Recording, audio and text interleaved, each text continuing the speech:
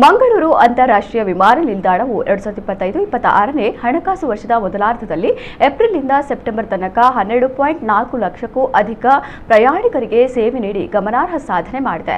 April 12ರಂದು 8,103 ಪ್ರಯಾಣಿಕರ ಸಂಚಾರದೊಂದಿಗೆ ಎರಡನೇ ಅತಿ ಹೆಚ್ಚು ಒಂದು ದಿನದ ದಾಖಲೆ ನಿರ್ಮಿಸಿದ್ದು, ಅಕ್ಟೋಬರ್ 1ರಂದು ಅದನ್ನು ಮೀರಿ 8,168 ಪ್ರಯಾಣಿಕರು ಪ್ರಯಾಣಿಸುವ ಮೂಲಕ ಹೊಸ ದಾಖಲೆ ಬರೆದಿದೆ. ಈ ಮೂಲಕ ಕರ್ನಾಟಕದಲ್ಲಿ ಬೆಂಗಳೂರಿನ ನಂತರ ಎರಡನೇ ಅತಿ ಬಿಡುವಿಲ್ಲದ ವಿಮಾನ ನಿಲ್ದಾಣ ಮಂಗಳೂರು ಎಂಬುದನ್ನು ಮತ್ತೊಮ್ಮೆ ದೃಢಪಡಿಸಿದೆ.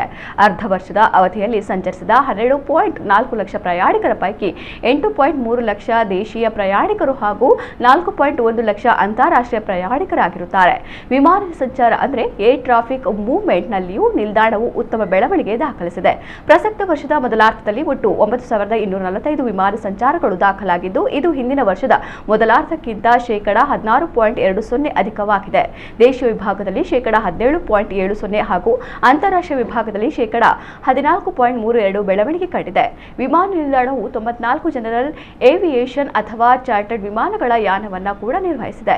2025ರ ದಸರಾ ರಜೆ ವೇಳೆ ಪ್ರಯಾಣಿಕರ ಸಂಚಾರವು ಗಣನೀಯ ಏರಿಕೆ ಕಂಡಿದ್ದು, ನಿಲ್ದಾಣವು ಪೀಕ್ ಅವಧಿಯಲ್ಲಿಯೂ ಪರಿಣಾಮಕಾರಿಯಾಗಿ ಸೇವೆ ನೀಡುವ ಸಾಮರ್ಥ್ಯ ತೋರಿಸಿದೆ ಎಂದು ಪ್ರಕಟಣೆ ತಿಳಿಸಿದೆ.